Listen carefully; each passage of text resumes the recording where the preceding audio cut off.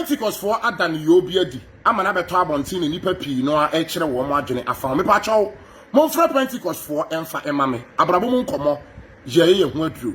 na video yi mo modern sem wadawroma mo beboa amana duru na adodankwa ekufu ado Ghana president any mpanyimfo akandifo omo ka bia egwom any omo di wo man yi anim no video we say susu ebeduru wo mo nchen me be kasa wa akokoduro kwan so nya hanten anasa ahomaso me ka bi na so ni nje ho ana wo de ache me ba bia de ne da no ya mfa nto a ebefrato o man Ghana ye koya nim anasa ye koya chi mo adawroma mo ye bibi fa nsem ya me ba be kan ho mo ye bibi fa ho a ebeye yie no ene mu ntie na sopam na mo ye bibi emfa ho ma men hyase emfiri akwan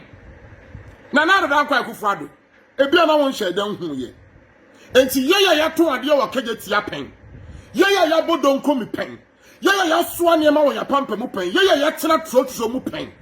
ye di akwani aba ewo mfutuo mu pen no ye de ye hunu no eno na ye ba bedi hu adanse se mo kaasi ni mu a mo adawroma se de bia musiminya experience ewo kwan so no ya ye tena trotro mu no ye experience ni ye different nana Ghana kwan mo ba ye no mo ye pa na wo mo di kan no mo di kian ye bi NDC fo betena so wo mo ya akwan MPP fo ba wo mo ya akwan mi ba ni frodi aban bi a obeba bia no oye kwan bi wo ba bi oye kuro bi so kwan na mo wo so nti ye nka mo de no na de ba ko me ma hye ne so o my Ghana mu no akwan dodo na majority of Ghana kwan enye completed da ye chance ye kwan na wo be wa se ye ebra wo be wo so ma ti wo mo nsa firi ho so ma ye kwan na wie no wo be kɔ no na baabi wo mo anye ye ya de ni ebi am fa se eye 1 to 100 a ye one na be do 50 a no mo de asi wo no ma san 50 ni ho no ma kwa hya ase wo 70 no mo de akɔ wie 90 and no nche sa complete o sa na Ghana kwan do na ate na ania gu baabi na eye abo no mo de ye no na bi gu baabi e kɔ so accident pa and the contractors ni bi so ye kwan no a omo nya ni yie eti na nei sadia no e kɔ so accident mo adawroma mo hwenya bibi mfa ho na brochire fo so obrewu wo mo sika ni mu odu na wo de ba hanom na se wo mo nane a nana ye ya te hanom no ye nya bi proje wo mo so ka ho bi pa na wo de niema be dru port a amamo mo panyimfo wo de niema be dru port a ansa na wo niema ni be free port ho apie no na bia na wonim me se oda ni wani kwhwa port hanom na Ghana for ye bre ebo port side hanom a ne nkanka ni abrochirefo no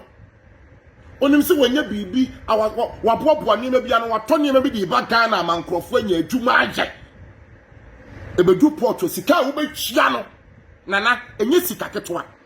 omamo panyimfo de ba na mo yade afa saade ne ho o ba be yika akrampo de na asem na sei sika wo de to ka no wa abrochire no wotimi bedu port woni mra ho so ni wachia times 2 sika wo de to ye no ni wachia times 2 ansa na watimi yika no afri port wona o ba beton a ebo sei na wo de egie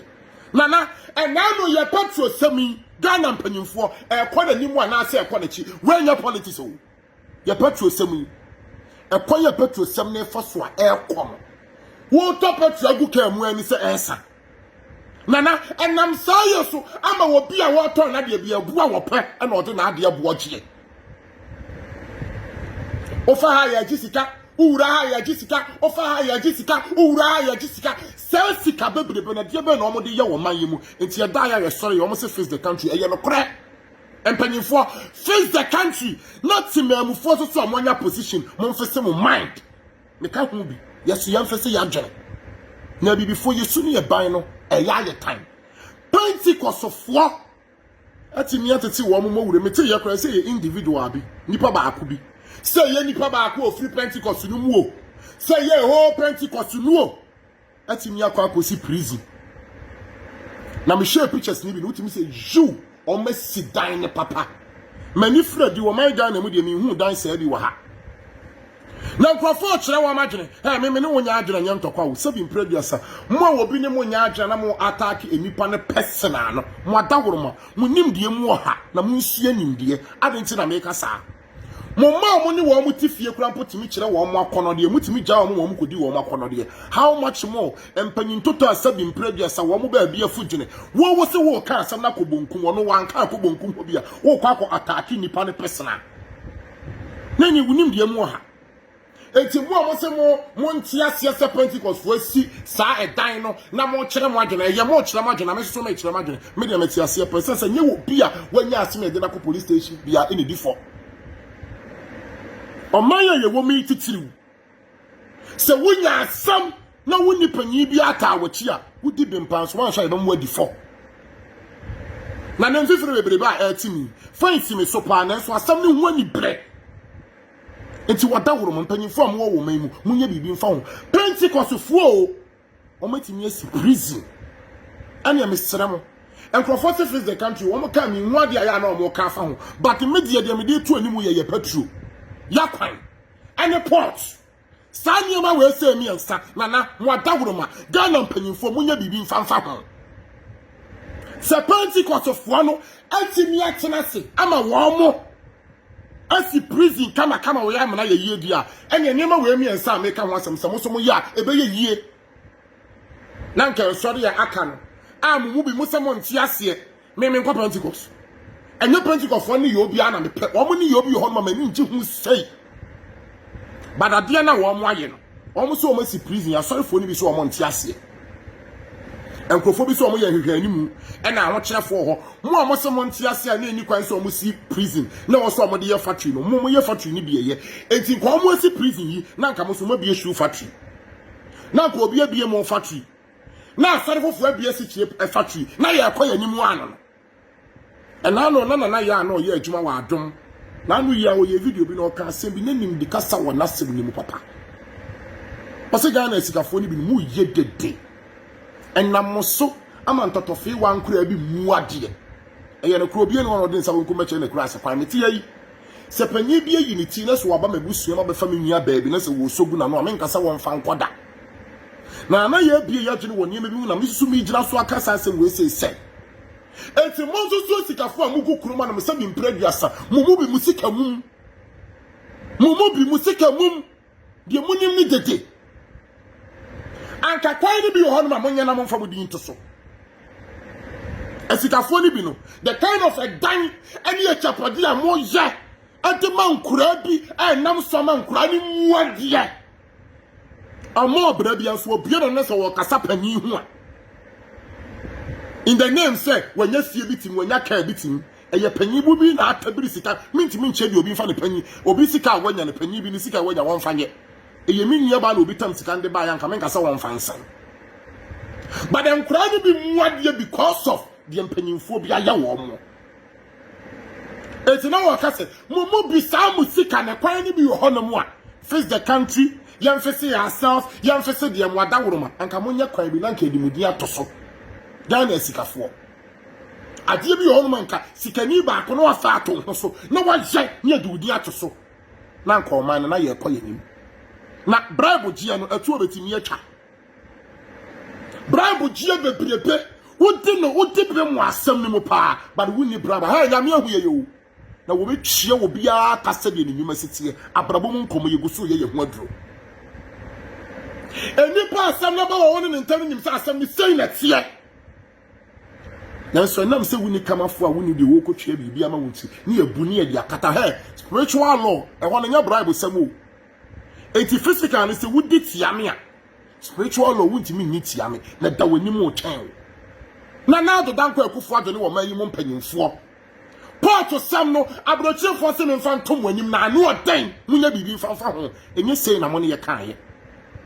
na patron nso so se no wo pa ne se esa mo da woro mo munya bibi mfa ho na Ghana akwan ni say dem ya mo complete ama mo panyufo contractors am de kwan ni ma wo mo no omo ya mo complete enkran tukuma ase udu nkoko ho no mo a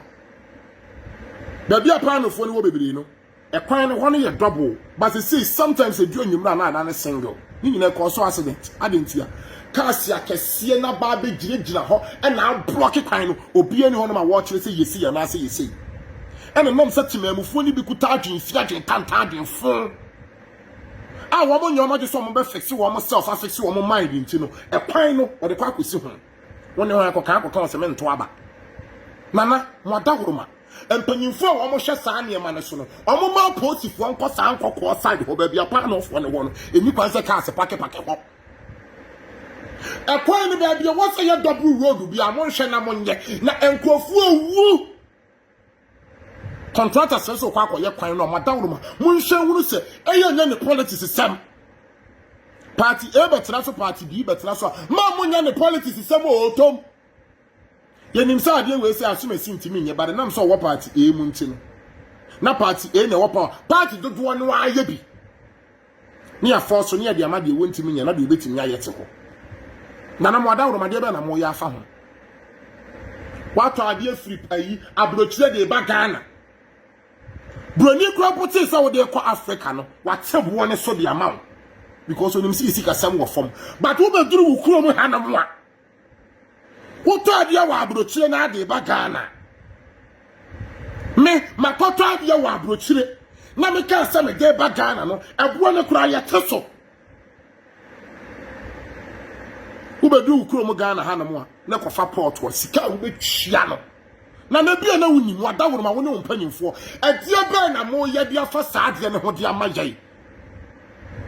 patro sem no so anu aye den sade me kan na man kwa magye mani so ompanyimfo sika sade do fo so ompem na obi ye bo na medin abrabo mu nkomo ye guso ye ho aduro ye fisi country no na ye etimemfo so ye fisi ye mind ye fisi ye su ene ye ban ye ne yo na ye fisi ni nyina de aka ho o mamu panyimfo nya wo amode na ye soso ye ne ya fam de Pentecost for so makwa akosi dan de ama prison for ye mu bi si ye ntiase mo amon ntiase na de be na mo so mo ye de aboa wo ban no de mu aban no de mu fi senka wo senanka Pentecost for ye a wo mo anye no mo nsam wo bi ensori akese a mo nsam wo bi mo nya de na wo se wo mo ye na wo mo anye no mo nya no na de nipa be ya na wo mo aye no eti mo so mo nya de mu fi senka wo so wo mo ye no mo so mo nya no